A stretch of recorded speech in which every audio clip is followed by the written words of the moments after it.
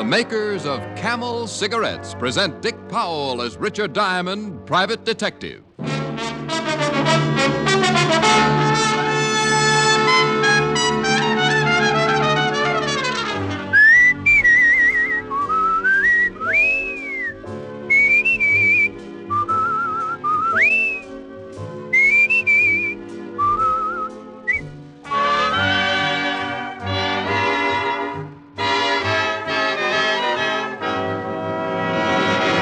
No other cigarette has Camel's rich, full flavor, the flavor of Camel's costly tobaccos. And no other cigarette gives you this proof of mildness.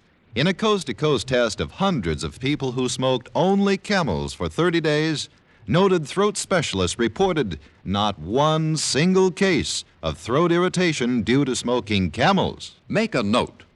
Think of your throat. Try Camels.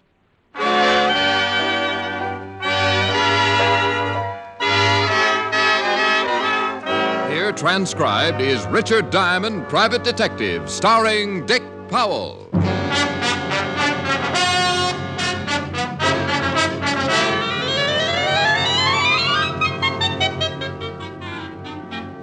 Now, in my business, I run into a lot of people, make a few friends, and a lot of enemies. I remember a few weeks ago when one of those friends walked all the way over from 31st Street to tell me about his trouble and leave me a share of it. His name is Angelino Giuseppe, and he runs a butcher shop. Little guy with a big, broad stomach and a smile to match. I met him when I was on the force. He used to stop in and buy some cold cuts or a pound of bacon. I liked his smile, and I always hung around for one of his bad jokes. But when he came into my office that afternoon, pushing his big stomach in front of him, I spotted trouble right away. The smile was gone. Well, Angelino. Hello, Mr. Diamond. Haven't seen you in a long time. Come stai? Sto male. Yeah, I can tell. Oh, what's the trouble? The pig's knuckles got arthritis? Pig's no. That's better now. That's more like my answer. You always kidding. You make it easy to smile. Yeah. Accetti. Grazie. All right, Angie, let's have it. What's wrong? Well, I'm going to ask you to do something. I can't pay you. We'll talk about it later. You can take it out in a trade. That'll run into a lot of ham hocks, Angelino. But I want to pay you. Well, I can always throw a barbecue. Now, tell me about it. Well, you see, it's like this. I come to you as a sort of a representative from all the other butcher shops, the independent ones. I see. I ain't the only one that's worried, so all the butchers got together last night and decided to do something about it. All of the independent butcher shops? That's right. Every week, a couple of guys come around and collect. Now, if we don't pay, we get our shops bust up, and if that ain't enough, we get our heads busted too. Look, see? I still got 3 stitches right here in the top of my head. Oh, I see. Well, it's a nice job. Doctor must have used a loom. Well, I got this last week when these 2 guys came for the money. I couldn't pay, so one of them hit me with a blackjack. Oh, that's too bad. What about the law, Angelino? That'd give you the right kind of protection. Well, we discussed that at the meeting, but we decided it was too dangerous. We've been warned. If we go to the police, we get hurt bad. Well, we all got families, Mr. Diamond. We can't take the chance. Now, have the 2 men who beat you up been back? No, but they will be. Okay, let's go. Well, we're going someplace? Yep, we are going someplace. You don't know it, Angie, but you just hired yourself a new assistant. I have? You certainly have. Come on, I want you to show me how to carve a lox.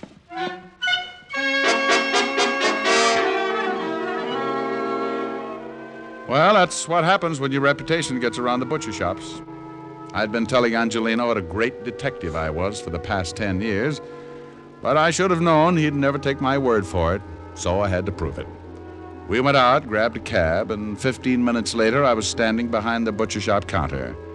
Angelino handed me a white apron. I don't get it.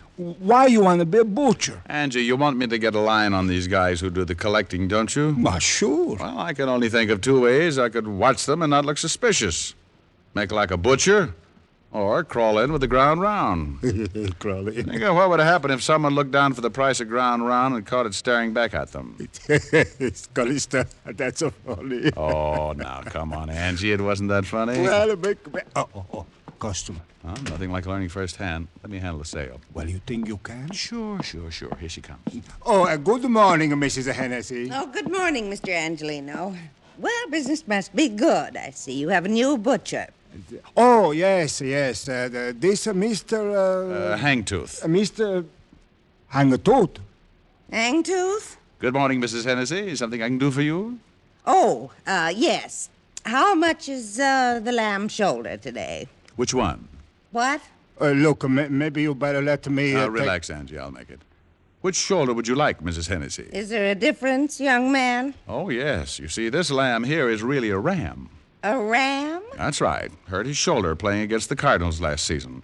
We're also selling his shoulder pads at 21 cents a pound. Mr. Angelino. You'll find him hanging in the back with the spare ribs. Now, Mrs. Hennessy, if you can tell me which shoulder you want, I'll wrap it up and send it off tackle between the liver and the... Well, I never. Of course you haven't. That's the trouble with you people. Here's a nice little ram that played his heart out. And... Oh, by the way, the heart is special today, 11 cents a pound. Angie. She's gone, huh? Like laundry in a tornado. But what do you want to do that for, Mr. Diamond? She was one of my best customers. I wanted to get her out of here, and I wanted to get her out in a hurry. Just as she came in, I spotted two guys heading this way, and when they saw her, they backed off. Look, they're standing across the street right now. Where? Right over there. You see them? In front of the drugstore. Yeah, that's them. It is? They're the ones that hit me. They're the ones that come around collecting. Well, they're coming again. You better duck. I'll take care of it. Well, listen, please, you be careful. They're pretty rough monkeys. Go on, Angie, and beat it. They're almost here. All right. I'll be in the back. Okay. How mile can a cigarette be?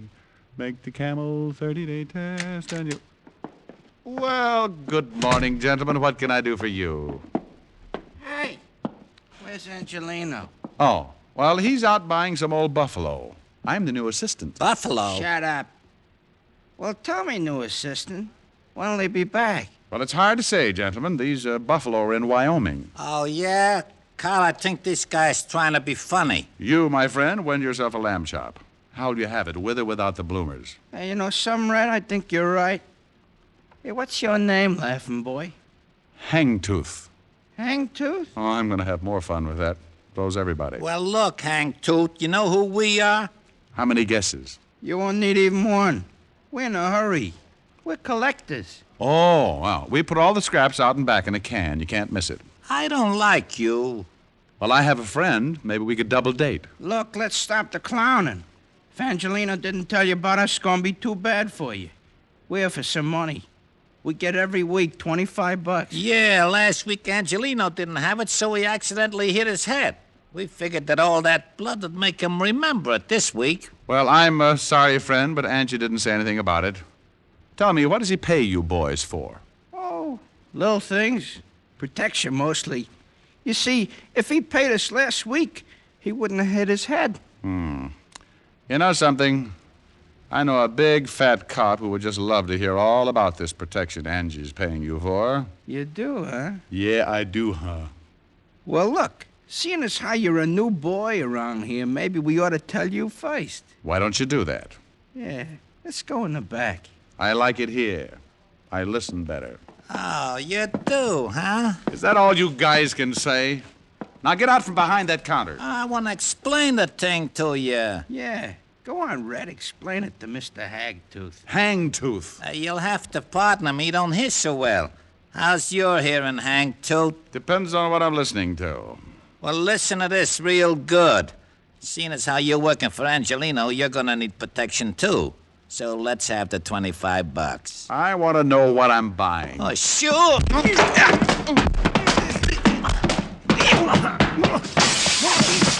Hit him this time.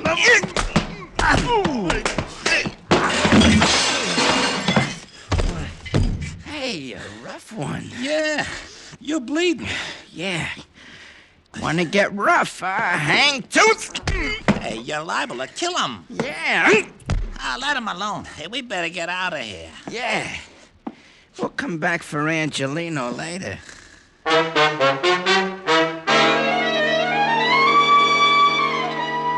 Well, you really can't blame brave little old me for going to sleep at that point. One I could have handled. But in that cramped space behind the counter, with both of them coming from different directions, I had to give it up sooner or later. And I did for about 20 minutes. When I finally snapped out of it, I looked up and saw 3 heads staring down at me. 2 herring with Angelino in the middle. Mr. Diamond, you're right. Oh, lovely. Here, let me help you get up. Swell. Now, look for my eyes, will you, Angie? I didn't know what to do. I guess I should have called the police. Oh, fine time to tell me. Let me sit down. When I thought about calling the police, I also thought about my family. Those 2 men might beat up my family just like this. Yeah, I guess you're right. Mr. Diamond, please, you better forget about this. It's too dangerous. When they come back, I'll pay them the money and nobody gets hurt. Look, Angie, I can understand why you're scared. Those 2 headhunters aren't kidding, but you can't let them get away with it. I can and I will. I ain't taking no more chances. First they bust up my shop, and then they bust up me, and now you. No thanks, I got enough. Okay, Angie, but not me. What are you going to do? Well, I got a sore face and a nasty disposition. I won't get back to normal until I find those 2 guys and tie their necks in a bow.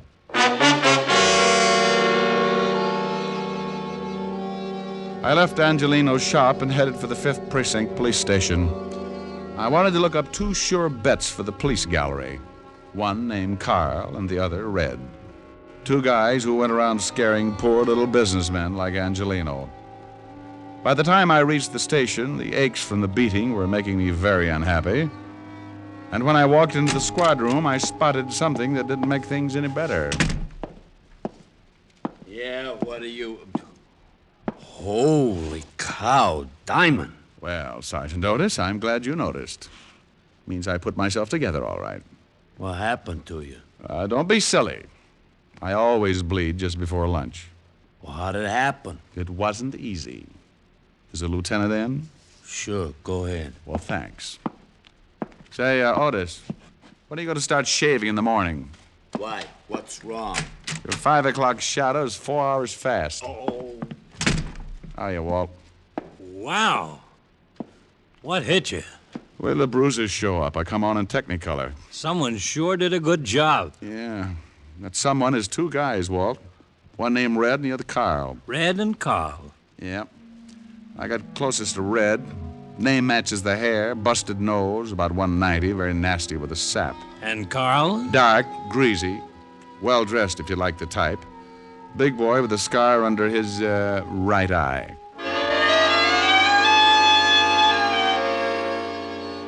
I gave Walt the complete descriptions and briefed him on what had happened in Angelino's shop.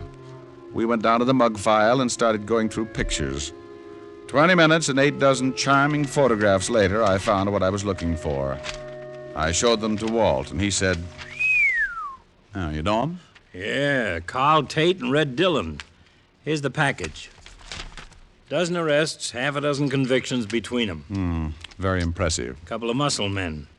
What do they go after you for? I've been pulling a protection racket on some of the independent butcher shops. Who do they work for? He used to work for Jack Arno before he got sent up. I know they're not working this setup alone. It's too big. No, there wouldn't be. Hey, Tiny Easter's in town. Tiny Easter? Oh, used to be Arno's right-hand boy. That's right. Came in about a month ago. I'd love to get something on him. Nobody's ever been able to nail him. Well, it adds up. Easter worked for Arno, and so did Carl Tate and Red Dillon. Oh, we can't pick him up just because 2 of his boys worked you over. He'd just say they weren't his boys. I don't want him picked up. I want Carl and Red. If Easter goes along with the deal, you can have him. What are you going to do? Get cleaned up and pay Mr. Tiny Easter a visit. What's his address? He's got an office on East 48th Street, 804. Thanks, Walt. Tiny's a bad boy. I'll take along my .38 just in case I have to spank him.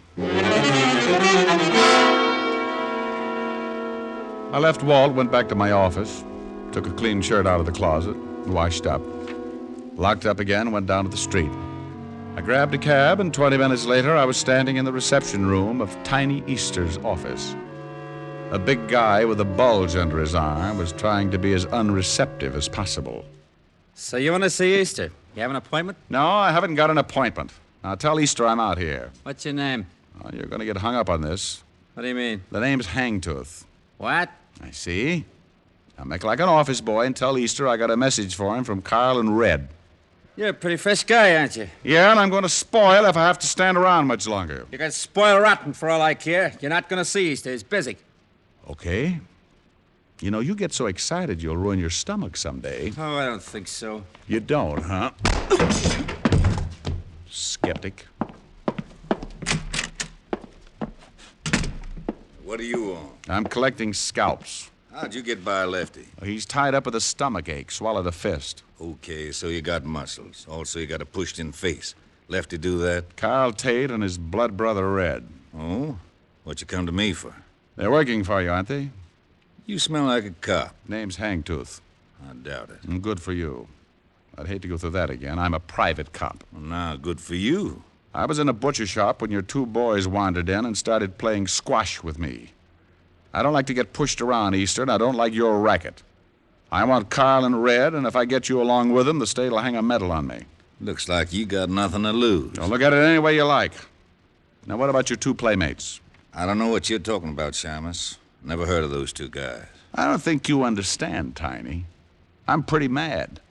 I'm going to find these two guys, and I'm going to do it even if I have to be unpleasant with you. Just what do you mean by unpleasant, Mr. Hangtooth? You break a leg, that's unpleasant. Ow! Don't try to pull a gun on me. You busted my hand. Take your foot off. Drop the gun in the drawer. Okay. My hand's busted. I'll take the hand out, empty. Oh. Now, let me explain it again. If you go out and shoot 12 people tomorrow, I'm going to be sore about it. But when you start intimidating a bunch of hard-working little guys and their families, I go off like a skyrocket. And then when a couple of your cheap gunsels push me around, I explode. I tell you, I don't know these guys.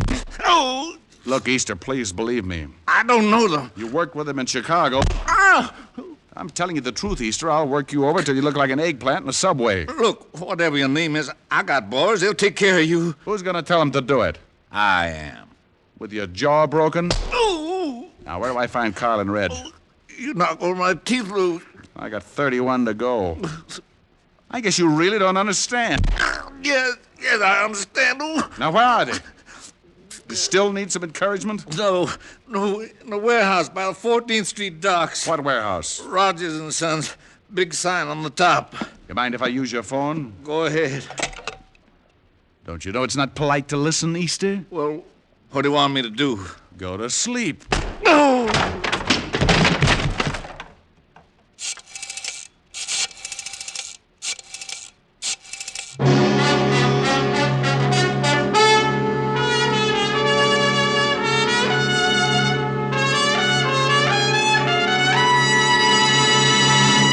Before we continue with Richard Diamond, here are a few words about smoking enjoyment. More people smoke Camels than any other cigarette. That's right.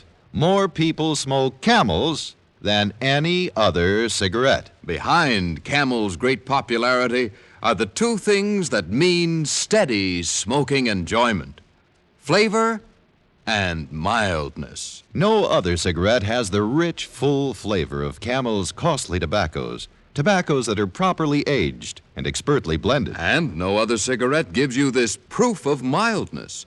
In a coast-to-coast test of hundreds of people who smoked only Camels for 30 days, noted throat specialists reported not one single case of throat irritation due to smoking Camels. Make your own Camel 30-day test. The sensible test, based not on a puff or a sniff, but on day-in, day-out smoking. You'll see how flavorful Camels are and how well Camels get along with your throat, pack after pack. How mild, how mild, how mild, how mild, how mild can a cigarette be? see. Make the camel 30-day test and you'll see. Smoke camels and see. And now back to Richard Diamond, Private Detective, starring Dick Powell.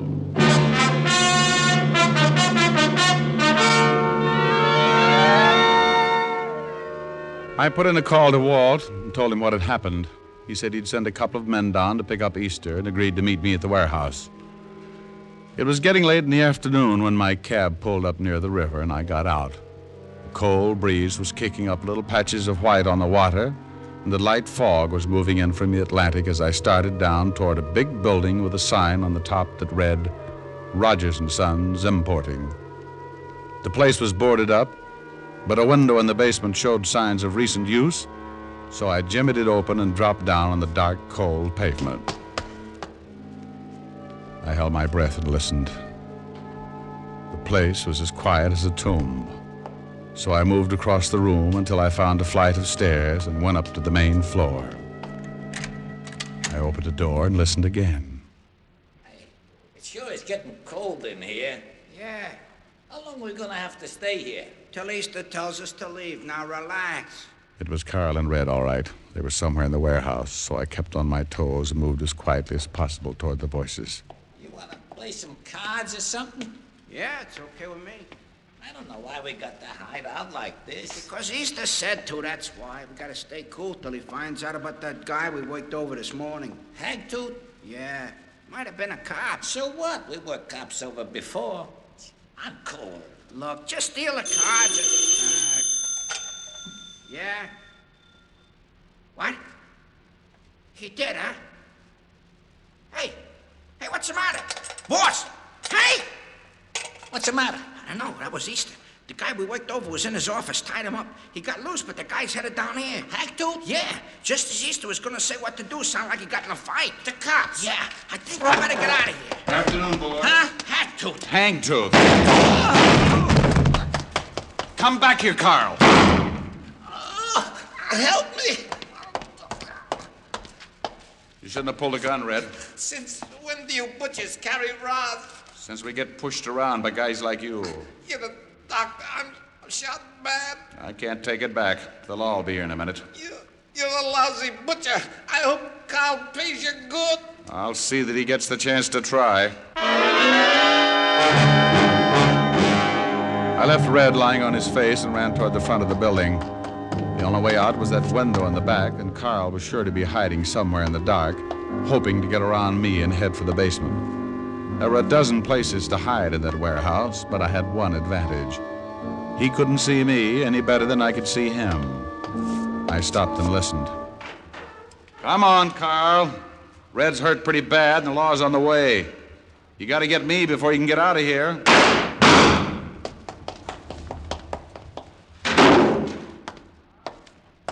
Carl! Come on, Carl, give it up. You're stuck and you know it. Carl!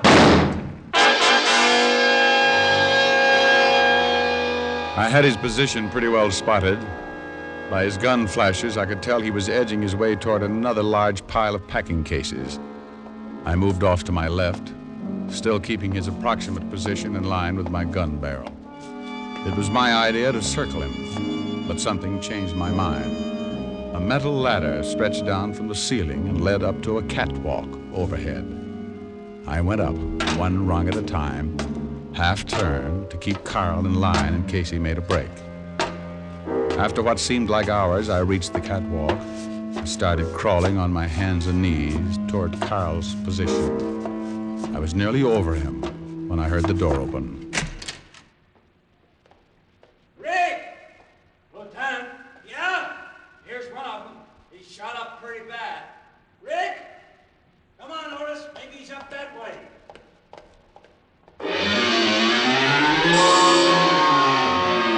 I couldn't answer him, and he was heading right for Carl. I kept looking down, hoping Carl would show himself. Walt got nearer, and I held my breath. Just then, Carl stepped out and aimed his gun at him. I beat him to it. Lieutenant, shut up. It's okay, Walt. I got him. Where are you? I'm up here on the... Oh. There he is up there. Rick. Good grief. Yeah, good grief. Get Otis out of here, will you? What's so funny, Lieutenant? If you knew Otis, you could rib Diamond for the rest of his life. Yeah? Walt. Come on, tell me what it is. Walt? Okay.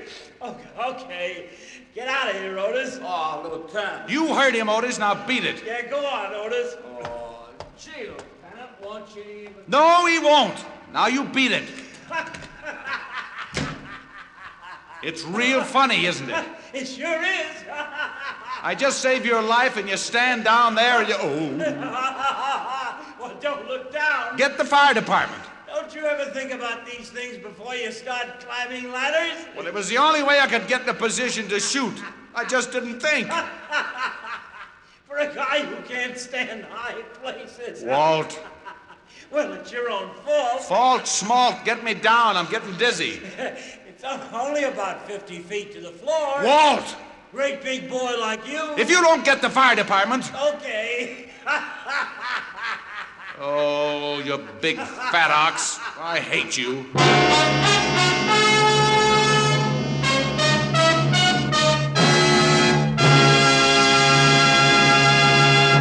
Dick Powell will return in just a minute.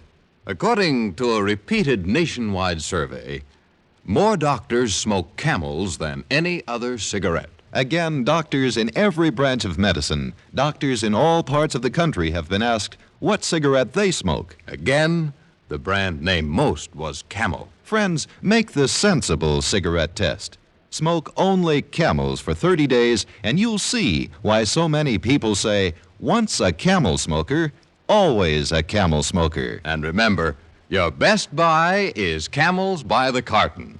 How mild, how mild, how mild, how mild, how mild can a cigarette be? Make the Camel 30-day test and you'll see. Smoke Camels and see.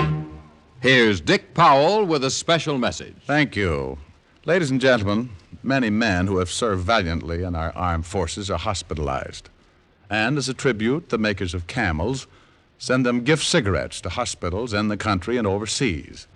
This week's Camels go to Veterans Hospitals, Dallas, Texas, and Phoenix, Arizona, U.S. Naval Hospital, Pensacola, Florida, and to all hospitals operated by the European Command of the U.S. Army.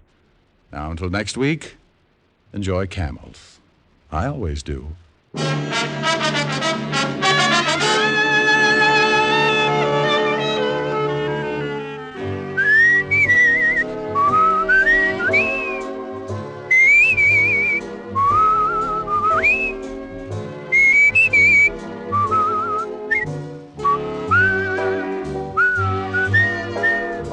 Dick Powell can now be seen starring in the RKO film Cry Danger. Tonight's adventure of Richard Diamond was written by Blake Edwards with music by Frank Worth. Our director is Helen Mack. Featured in the cast were Virginia Gregg, Wilms Herbert, and Arthur Q. Bryan.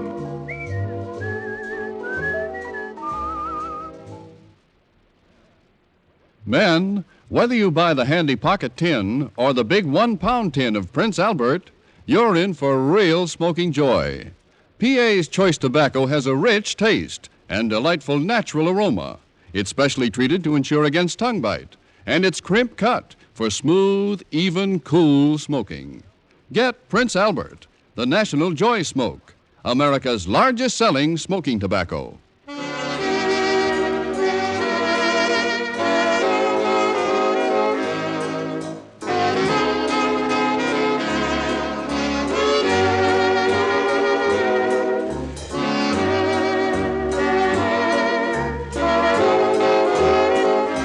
Listen next week for another exciting transcribed adventure of Richard Diamond, starring Dick Powell.